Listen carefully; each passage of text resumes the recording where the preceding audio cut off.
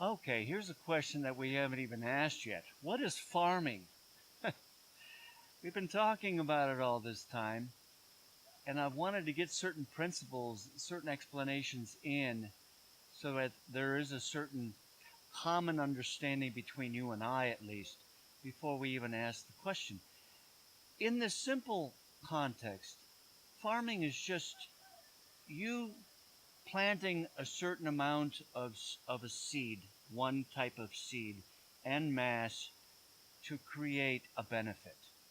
And that's really all it is. And it doesn't need to be any more complicated than that from a viewpoint of understanding.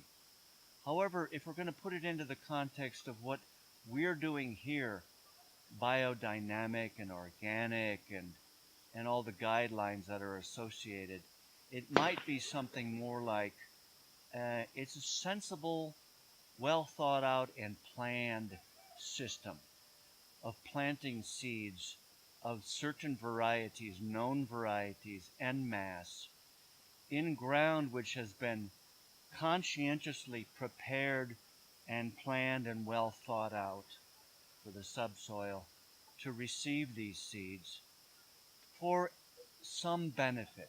And the benefit is going to be possibly your nutrition, supply for your family and your loved ones, your circle, for income, for benefit just to the community, for free, for exchange, for goods and services, or just for the fact that people maybe can't afford food and you're helping them out. There's many reasons to have a farm. But the most strategic and most successful ones I find out are the ones that have been planned over time and that have gone through, and I have to bring in a sympathy for myself here.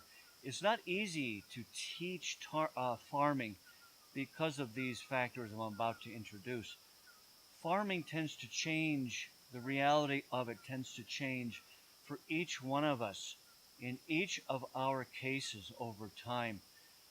We will see situations that we can't teach, situations that will occur only to our situation, our context, factors that get thrown in that we run against and we have to do something about. Certain insects will invade. Certain sorts of diseases will be in the air, in the water, bacteria.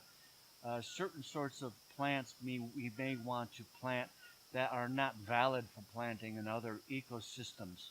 So we all have unique things that we will bring to the farming context that we cannot share in a commonality throughout the world.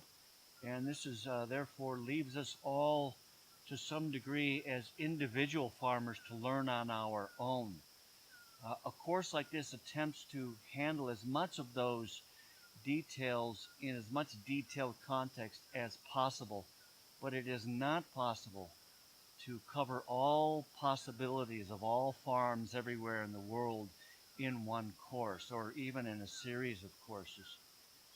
So I'm going to attempt to cover several ecosystems in the course of teaching this course, not just being in Ladakh or not just being in Thailand, but Nepal and Korea and other types of ecosystems, so I can talk about the specifics of being in those areas.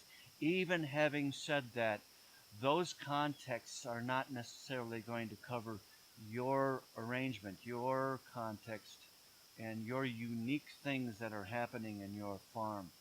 And I apologize for that, although it is no fault of my own. It's just something that you must be aware of if you're going to take on farming and enjoy and embrace farming and learn about it and become better at it. It's like any other subject in the world, isn't it?